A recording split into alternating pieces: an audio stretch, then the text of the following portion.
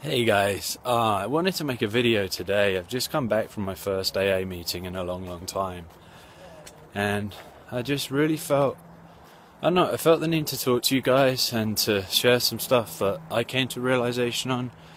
And for some reason, I decided that I wanted to do it actually outside the place where I guess my life really started to unravel. So I apologize, it's a little bit jerky right now, and it's going to be a long video, guys. I don't usually make long videos, but today I just feel like I've got a lot that I want to share, and there's some things that have come to light, I guess, through listening in this meeting and through something I read on the bus on the way back from work.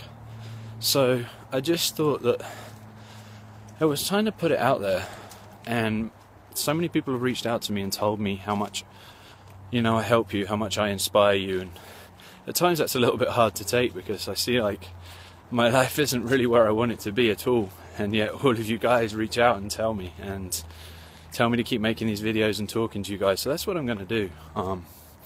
So I'm just going to show you. This is my school, where I actually went to school as a child, Lordship Farm, and this was where it all really started to unravel for me. This was where I was bullied as a child. And from the bullying, I went into a life of addiction. And many of you know a lot about my addiction and my recent slip up with gambling. And so this isn't too bumpy for you. I'm going to sit down on a bench. It's kind of wet because it's been raining because it's England. And I was reading a book by Jim Rohn, and it's the 5 pieces of the life puzzle. And there's a particular piece I read yesterday that really sat home with me, and talked about how many successful people journal.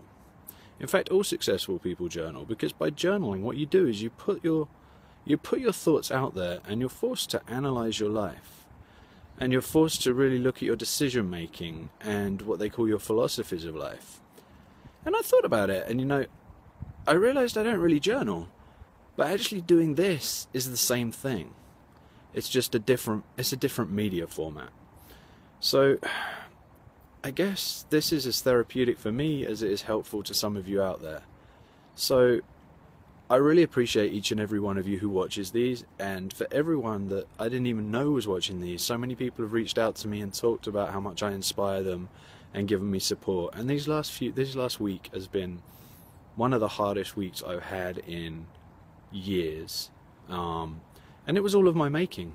And when I went to the AA meeting today, initially I sat down in the room and listened, and they were talking about resentments, and I sat there and I was like, well, I'm just going to stay quiet. I'm not going to share what happened in my life because it's not quite on the subject and I didn't want to. And I started to get nervous, and the more I listened to what other people were saying in that room, the more I heard me. And I did break down, and I shed some more tears because, what I did and my self-destruct, it's really sad. But what I realized when I was sat in that room today is I'm really not alone. Everything I heard other people say, it was like they were talking about me. They spoke about resentments. They spoke about rejection. And a lot of my struggle comes from rejection. Control was in there. Low self-esteem, arrogance, feeling alone. And I realized that, I've got away from what I need to do. I may not be drinking, and I may not generally be using, but I need to be in those meetings because the people in those rooms understand exactly where I'm coming from, where I've been, and more importantly, where I'm heading and where I can head. And as I was walking back, I got to think about this. I think there's a part of me that still doesn't want to admit truly that I'm an addict. I want to set myself aside. I'm not as bad as everyone else. I'm different from other people. I'm special. Bullshit, I'm not special. I'm an addict. But there's that part of me, and I guess it's the same part of me that's the self-destruct part of me, that doesn't want me to heal, that wants me to stay stuck. And being stuck as an addict's the most dangerous place, because eventually you stay stuck long enough, you're going to go back to what you know, And that's what I did when I was on the cruise ship. I went back to self-destruct. And as they talk about in the program, they talk about the fuck it button. And how you just want to give up and punish yourself or punish God. And it's crazy. As I was walking back, I was thinking about, if you're a diabetic, you take insulin because you have a problem, and insulin helps you with that problem, and it helps you to live. If you don't take insulin, then as a diabetic, you can go into a diabetic coma and you can die. How many people that are diabetics out there do you know that don't take their insulin to try and prove that they're not really diabetic, they don't need it, they're okay without it, I can deal. It doesn't happen. It's the same with an asthmatic, They have an inhaler. When they need to use that inhaler, they use the inhaler. But for some reason as an addict, although I know that these meetings help me, although I know that I'm accepted by people and I can be in that room and share anything, there's a part of me that doesn't want to go and doesn't want to deal with that side of things, because that means I have to admit still that I'm an addict. That means I still have to admit that I have a problem. And it's easier sometimes to live with that problem and to not be fully open and honest about it. And by doing that, all you do is you continue going down the same road, you continue making the same cycles, you continue making the same mistakes.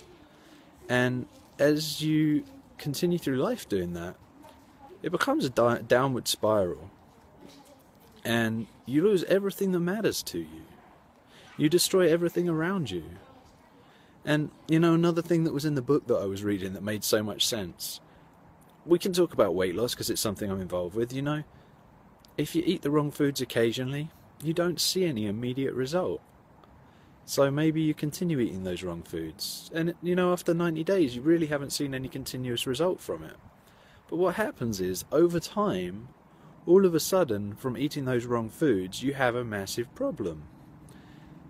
And because there's no immediate consequence, then you don't have the motivation and the willpower not to do that. So let's take addiction, okay? You go to meetings and you learn about yourself, you learn that you're the same as everyone else, you're not alone, and you learn how to sort through your problems, and you learn how to overcome your difficulties. So you get to a point in life where you think, I'm doing pretty well right now. I've got a job, I've got a house, I've got the things that are seen as your need in life. I'm not going to go to as many meetings. And then, I've got other things. My life's busy. I don't need to go to meetings. And you justify not going. And initially there's no consequence. So it's okay.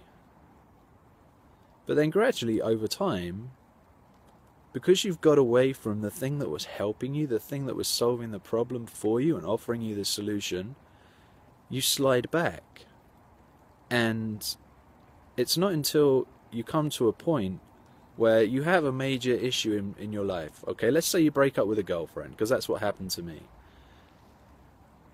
If I had been in a place at the time where I was more sure of myself and more confident in me, and I'd been working on me, then maybe it wouldn't have seemed like my whole world ended.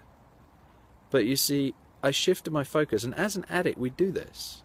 As an addict we have a tendency to be all or nothing, in whatever it is, whether it's your job, whether it's your relationships, whether it's working out, whether it's television, whatever it is, it doesn't matter. There's that all or nothing mentality. And so rather than stay with what was working for me, I drifted away from it. And then when some major incident came out in my life, that side of me, that addict side of me, that all the things that I tried to rid myself of, it was stronger than it should have been. And it caused me a huge amount of pain. I mean, I lost respect of people that are really, really mattered to me. Worst of all, I felt like I hadn't felt in a long time. I felt worthless. I felt like I didn't want to go on. It wasn't like I wanted to commit suicide, that's not what I mean. But I just didn't see a point to anything. It was like I'm back at this same point where I've been again. How many times do I want to do this to myself? And my whole demeanor, my whole self, I flipped. It was like I was a different person. And what I did was I fed that side of me. And you know, when you feed that side of you, it grows. And so, although I don't have to drink, I don't have to do drugs, or I don't have to gamble anymore, the meetings were about more than that. It's about a community. It's about people that understand you. And, you know, for the rest of my life, I'm going to go to these meetings. I'm going to become part of this community again. Because as much as it's good for me and it's going to help me grow, there's other Kevins out there. There's other people. And I found a solution, and I found a place that works for me. And it's my duty to share that with you guys. My duty to share that with other people that are struggling.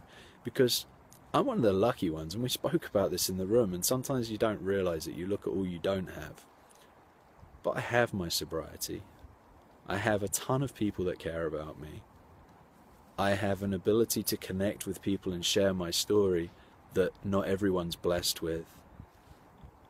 I have parents that no matter what I do, they're there for me and they help me. I'm not homeless. You know, I've got a roof over my head, I've got food in my belly. And if you focus on everything that you have in life, that side of it will grow.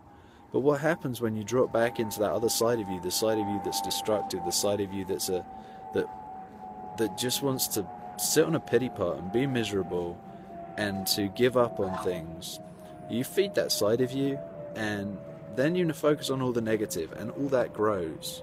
So I'm not going to do that anymore. And I don't know what I realized in that room today, but it just really hit home that these people were completely different from me. They really were. And I spoke about gambling, not alcohol. And you know what? They accepted that. Even though it was an alcoholics meeting, they accepted that. And they thanked me for it. And I listened to other people in there that, you know, had issues in their life. And it wasn't what the issue itself was. It was what it brought out in them. And I realized, you know, I am an addict. I am an alcoholic. And I'm always going to be that way. I have to give up on the thought that one day I won't be. And accept. It's about acceptance. Accept that I'm an addict and be okay with that. And that voice inside of me, or that person inside of me that wants to fight and say, well, you're not really an addict. You know, you never got the DTs. You never shot up on drugs. You never overdosed. You know, you didn't steal from people. You never went to prison. And you justify all the reasons why, you know, it wasn't that bad. Maybe I just have an issue. You know, you want to label it as something other than an addiction. And, you know, maybe I'm taking on some other people's truths as well. Maybe there's other people in my life that have said, you know, I don't really think you're an addict, Kevin. Yeah, you have an issue with that, but you can control that. You know, I can't control it. I can control not doing it, but I can't control my thoughts. And so, for me to be able to become the best me that I can be, and that you all see I can be, and I can't even explain how much it's helped me for people reaching out to me and telling me just how much they see in me. Because one of the major problems with an addict, and it was summed up really nicely today by someone, was that we have low self-esteem with arrogance. And what that means, you know, is that, you know, we don't see ourselves as enough. We don't see ourselves as worthy of good things. But at the same time, we put on a front with other people that can come off as arrogant and come off as big-headed. And it's just it's a mask. It's a mask, because underneath, I'm sat there wondering what you guys think. You know, I'm wondering, like, I get hurt when people comment on my things, and it shouldn't matter. We spoke about this in the meeting today as well. You know, there was someone, apparently 1 in 23 people will never like you. That means 22 out of 23 people will like you. Why the hell do I care what the 1 in 23 thinks? Do you think they're sat there all day thinking about me? they probably aren't paying any attention to me at all. So I spend all this time thinking about this one person who's put a negative comment on my wall or been rude about me or about my ex-girlfriend, and they aren't even thinking about it. And all I'm doing is I'm wasting my energy, I'm pulling myself back down into a place that's negative, and I'm feeding that other side of me that I'm desperately trying to get rid of. So it's completely counterproductive. And it was really interesting when someone brought that up, that means 22 people like you. How great does that feel to think that, 22 out of 23 people you meet are going to like you? If one doesn't like you, so what? Let's find the ones that do. So, I don't know. I know this is a long video, but I just really felt that I needed to pour my heart out, and I thank everyone that's kind of stayed to the end of this, and I don't even know exactly where this is going. I'm just going to keep making these videos, and I don't know if I'm going to make one a day or one a week. I'm just going to make them when I feel like making them, and I'm going to post them. And if you guys feel like sharing them, commenting on them, that's perfectly fine. If you want to message me privately, you can do that too. You're welcome to share this. I would love this just to reach as many people as possible, because I'm sure there's people out there that are sat in my shoes right now that are scared to admit they have a problem. They're scared to admit that they're an addict, or trying to convince themselves they're not an addict. And maybe this will be the catalyst for just one of those people to go and find a meeting in their local area and start to find the fellowship that's there, and start to realize that, you don't have to be alone. No matter how lonely it feels, you're not alone. And that there's so many other people out there with the same issues, and they're all at different points in their journey. So when you go to one of those meetings, it's kind of like you meet yourself, like where you used to be, where you are, and where you could be in the future. And that's a really powerful thing. And I mean, I feel really good right now. I mean, I had so much clarity just walking back and just realizing that, everything is okay. And I can just be enough myself. And, if all my purpose in life is to make these videos and to reach out to other people, and I don't ever have a career that's recognized by my parents, or I don't ever have children that my dad always wanted me to have, it's okay. I can let go of those things. If I never get a degree, it doesn't matter. Maybe this is my gift. My gift is making videos that you guys can connect with and helping other people. And maybe someday this turns into a mini-series, a DVD, or this turns into a book. I don't know where it's going to go. But I'm happy if this is my gift, because, I have so much more than many people out there. And I just need to focus on that and be happy with that and let go of things. Yeah, I'm 36. I'm living at home with my parents. I don't have a penny to my name. I can change all that. But there's lots of things in life that you can't change. So it's all good. I mean, life's great, and it can be beautiful, and whatever I choose to focus on is what's going to grow. And from now on, I'm going to focus on the things that I want to grow. And you just watch this space, guys, because things are going to change, and you're going to see me continue to grow. And, I may have been really low this last week, but from this, it's going to be the building blocks for me to really put my life together and to be stable, because I'm sick of being on a roller coaster. And it used to be the roller coaster would go up and down every 5 minutes, and then it was every 10 minutes, and then maybe it was once every hour, or then maybe it was once every day, and then every week. And now it hasn't been going up and down as much. But as life goes on, I want to have a steadier, straighter, more comfortable, more joyful life.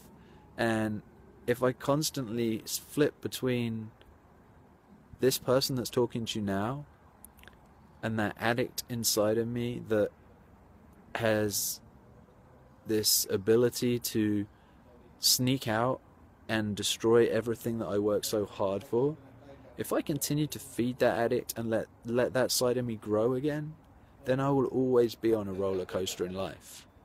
But if I can just keep feeding this side, keep reading positive books, watching positive things, hanging out with positive people, and staying around recovery, and not feeling like I'm better or different, And just accepting that, yes, I'm an addict, I'm an alcoholic, I'm a gambler, I've been a drug user, and it's okay. That's who I am. I can't change that.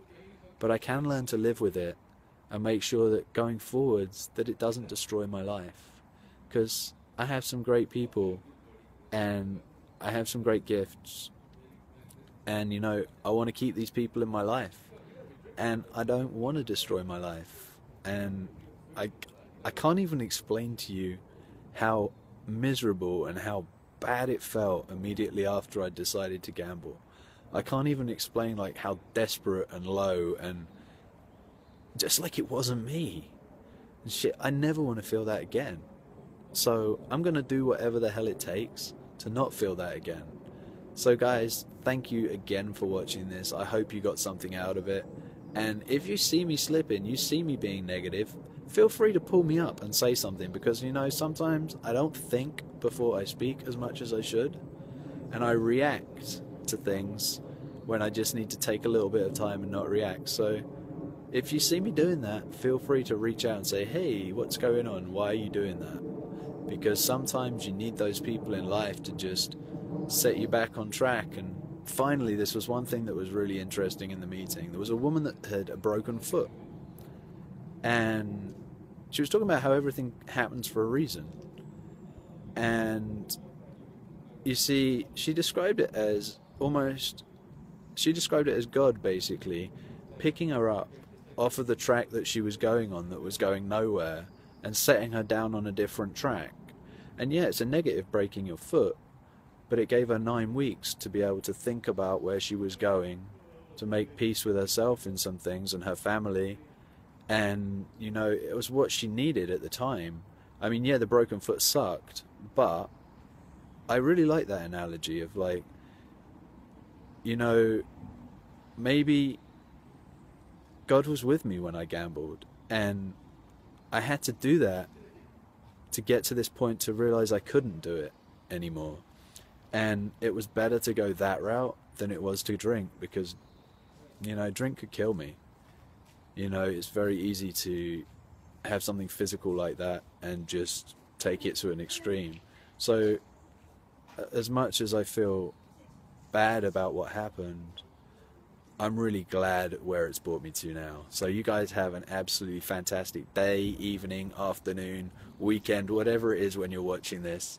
And again, thank you from the bottom of my heart for sticking with me on this video and just supporting me on my journey. You're all wonderful. Bye bye.